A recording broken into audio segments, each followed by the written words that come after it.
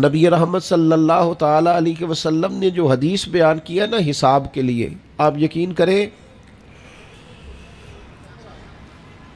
پوری روح متوجہ ہو جاتی ہے، انسان کے جتنے لطائف ہیں وہ سارے بیدار ہو جاتے، اس کے باطن کے اندر تک گہرائی تک وہ لفظ اترتے ہیں۔ میرے کریم فرماتے ہیں رب قیامت کے دن بندوں سے فرمائے گا کیا میں نے تیرے لیے کان اور آنکھیں نہیں بنائی تھیں؟ کبھی اندھے سے مل کے دیکھے نا، کبھی بہرے سے بات کر کے دیکھے نا۔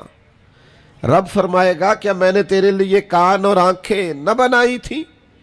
اللہ فرمائے گا کیا میں نے تیرے لیے جانوروں کو کھیتوں کو مسخر نہیں کیا تھا؟ ہر جانور پر تو سواری کرتا ہے، جانوروں کے گوشت کھاتا ہے، جانوروں کا دودھ پیتا ہے، کھیت کے اندر ہل چلاتا ہے، اناج ہے، پھل ہیں، سبزیاں ہیں۔ هو الذی خلق لکم ما فی الارض جمیعا، زمین میں جو کچھ ہے حضرت انسان کے لیے پیدا کیا۔ اللہ فرمائے گا تیرے لیے کان بنائے، آنکھیں بنائی، تیرے لیے مسخر کیا جانوروں کو، تیرے لیے مسخر کیا کھیتوں کو۔ پھر رب کہے گا میں نے تجھے خوشحالی دی، میں نے تجھے سرداری دی۔ پھر اللہ فرمائے گا یہ بتا کیا تجھے مجھ سے ملنے کا یقین نہیں تھا؟ کیا تجھے یہ خبر نہیں تھی کہ تیری رب سے بھی ملاقات ہوگی؟ تجھے اللہ کے حضور بھی حاضر ہونا ہے، تجھے اس کا یقین نہیں تھا؟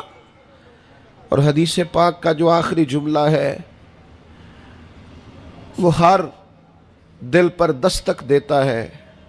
حضور فرماتے رب فرمائے گا میں بھی آج تجھے اسی طرح ہی فراموش کر دوں گا جس طرح تو نے مجھے بھلا دیا تھا۔ جا، تو نے اگر مجھے بھلا دیا تھا آج میں نے بھی تجھے فراموش کیا۔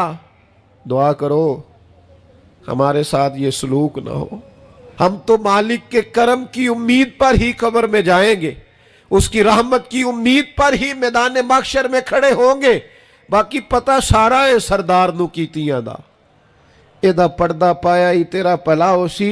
خبر تو ساری ہے، پتہ تو سارا ہے، علم تو سارا ہے، سب سے زیادہ ہم جانتے ہیں کہاں کہاں نافرمانی ہوئی۔ یاد رکھنا اس کے حضور کھڑے ہونا ہے، اللہ کے حضور جواب دینا ہے۔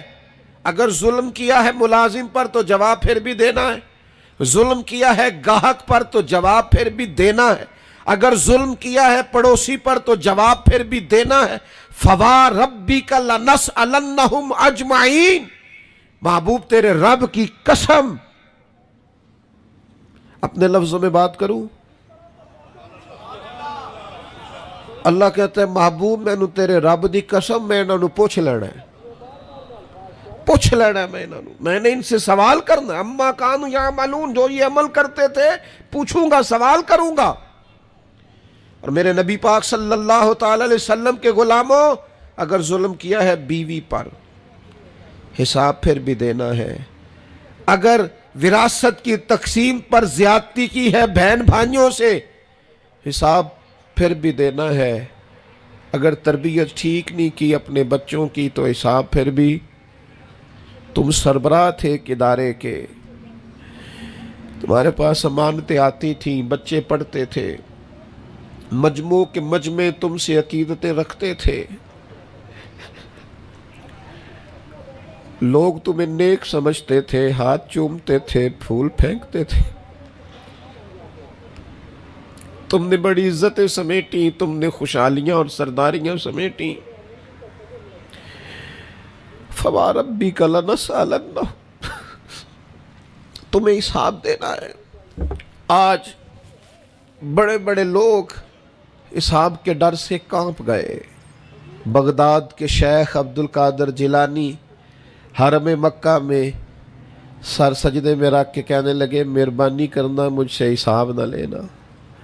خواجہ حسن بصری کہتے ہیں میں حرم میں تھا، اپنے حجرے میں تھا، کسی کے چیخنے کی آواز آئی یا اللہ معاف کر دے، یا اللہ معاف کر دے، حساب والے دن میرے اوپر نرمی کرنا۔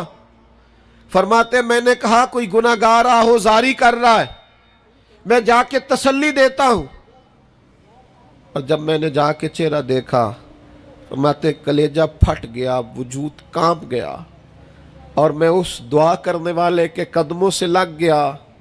لوگوں تمہیں پتہ ہے وہ کون تھا جو دہائی دے رہا تھا کہ مالک حساب نہ لینا؟ وہ حسین کا کربلا میں تنہا بچ جانے والے صاحبزادہ امام زین العابدین تھے۔ وہ شیر خدا کا پوتا، فاطمہ کا جگر پارا، تعلیم امت کے لیے حرم مکہ میں اللہ کے حضور آہذاریاں کرتا ہے۔ مالک وَلِمَنْ خَافَ مَقَامَ رَبِّهِ جنتان، اللہ کہتا ہے جو میرے سامنے کھڑے ہونے سے ڈرے گا میں 2 جنتیں دوں گا۔ امام زین العابدین حرم مکہ میں کہتے ہیں مالک حساب نہ لینا، مہربانی کرنا، پردے رکھنا۔